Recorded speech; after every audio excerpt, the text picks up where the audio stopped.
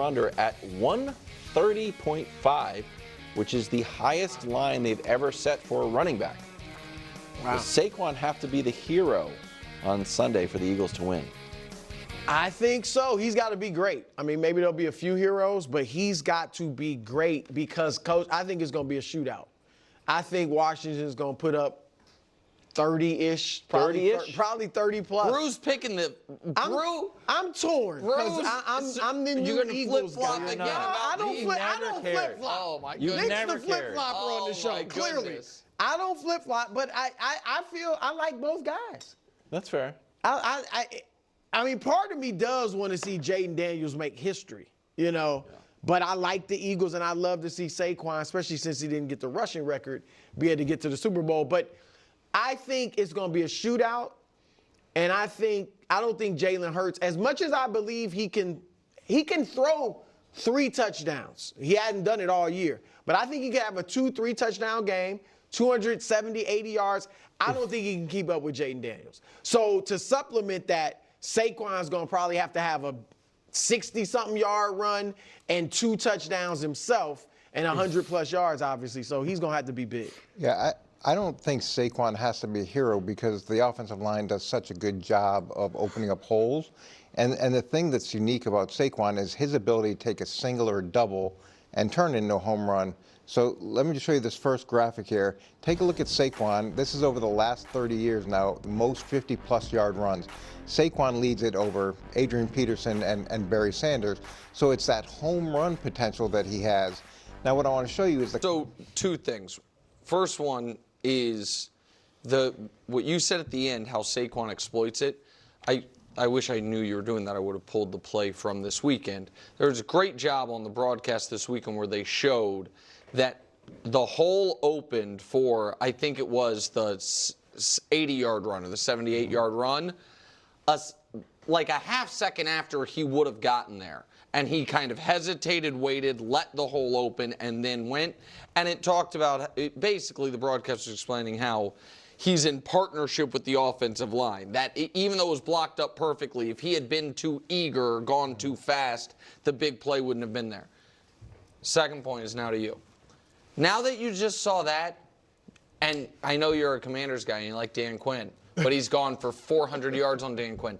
A little grace for Sean McVay this past weekend retroactively? Like, oh, don't let Saquon kill you. Like, maybe it's a great player and a great offensive line. Well, certainly if Dan Quinn gets killed off of that play. Well, what's going on with Dan Quinn? Well, that's happened to them twice this year. year. I know. It was He's the third time. I'm back to being. All right, let's talk about this.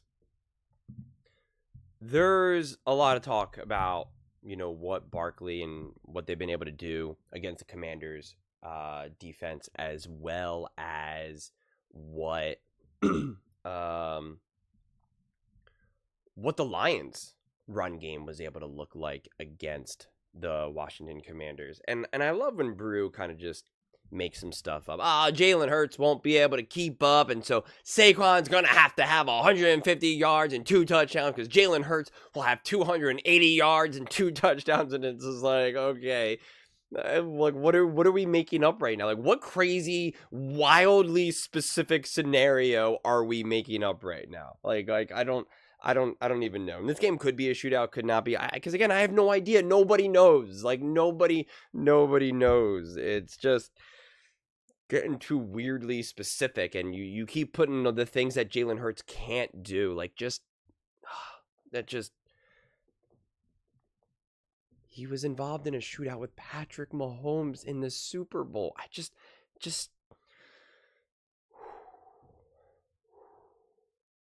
Woosah. It's just ridiculous.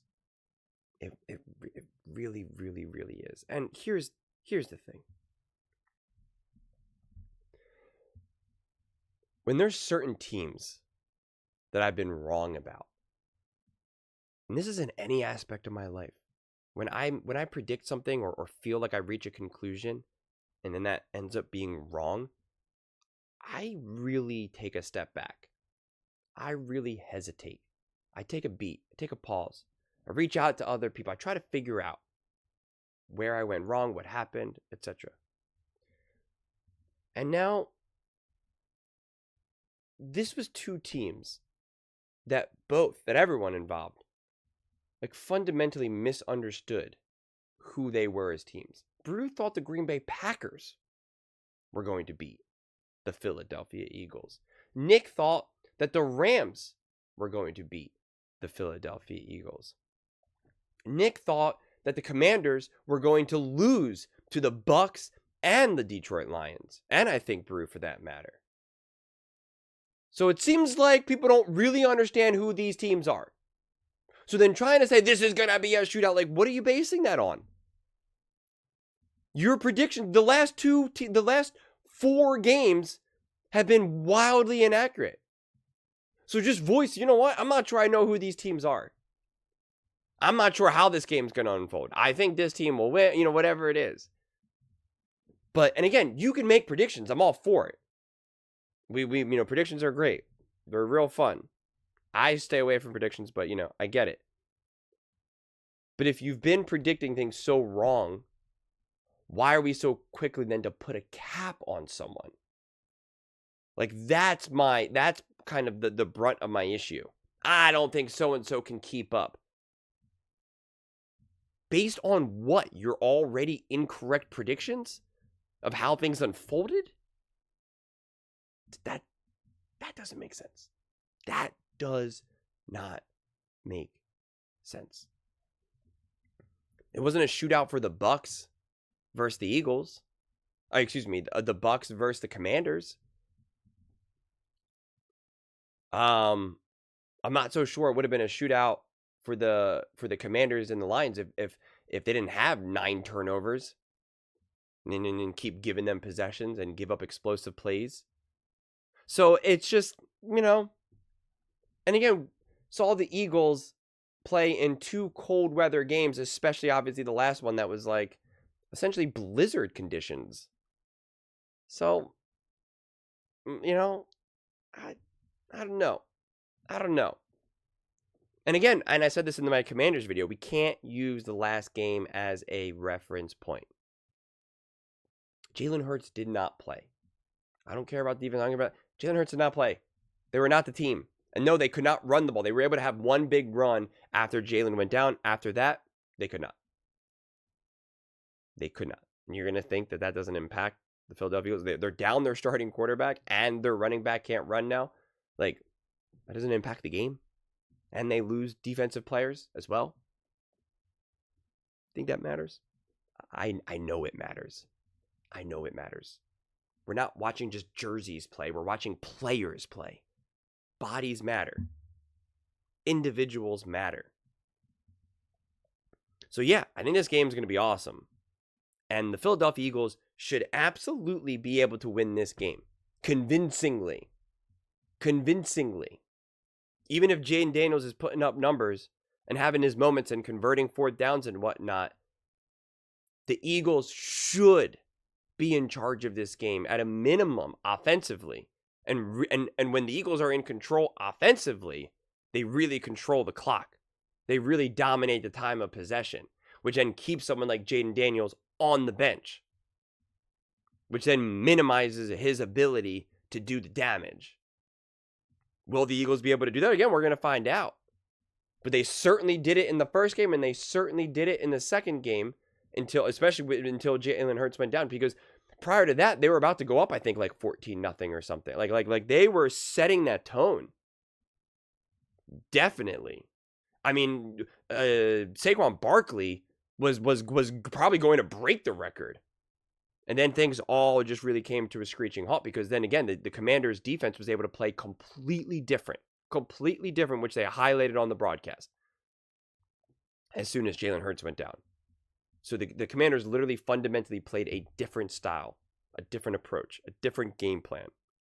And then you're going to try to tell me that Jalen Hurts going down doesn't matter? Like, what? Of course it does. It mattered to Dan Quinn. If it mattered to Dan Quinn, then it should matter to you. If it mattered to the literal defensive coach for the Washington Commanders, then like it should matter to you. Like it's just absurd. Literally absurd.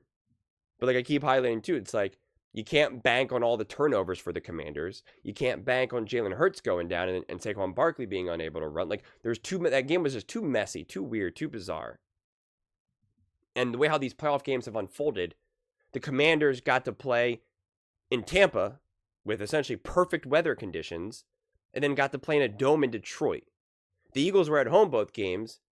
The one game against the Packers, cold.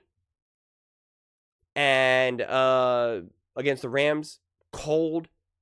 And again, essentially a blizzard. I mean, like, if you actually watch on-field highlights of that game, more like field level views, you can't see anything. Like, even AJ Brown was like, I wouldn't wish my worst enemy to play, in these conditions. Like, it was brutal conditions. And we're trying to reach all these conclusions about the Philadelphia Eagles based off of that game. Again, do you know how much madness that is? It fundamentally does not make sense. So any high degree of confidence of what a game will look like with these two teams right now, especially playing for a third time, where the last, 2 games for each team, so the last 4 total games, were against 4 completely different opponents in completely different weather conditions with different levels of health. Nope.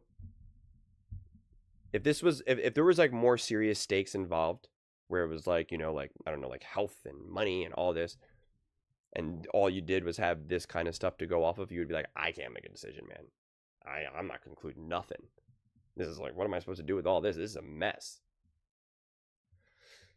But we're very confident that Jalen Hurts can't keep up and Saquon Barkley, and it's like, okay. But those are just my thoughts. I'd absolutely love to hear yours. What do you guys all think about the Philadelphia Eagles? How do you think they will have to win this game? Will Saquon Barkley need to be the hero? Or should the Eagles be in control? Let me know in the comments below. I read every single comment. So whether you agree with me or disagree with me, either way, let's get in some discussions. Let's get in some fights. But ultimately, let's just have some fun. And please do consider subscribing. We're building an amazing community here, and I absolutely love to see you part of it. I want to build something that we all genuinely feel connected to. Something that we're really excited to be part of. I think we're well on our way to doing it. Please don't forget to give this video a thumbs up, as it really does help with the visibility and the algorithm. Thank you so much. See you next time.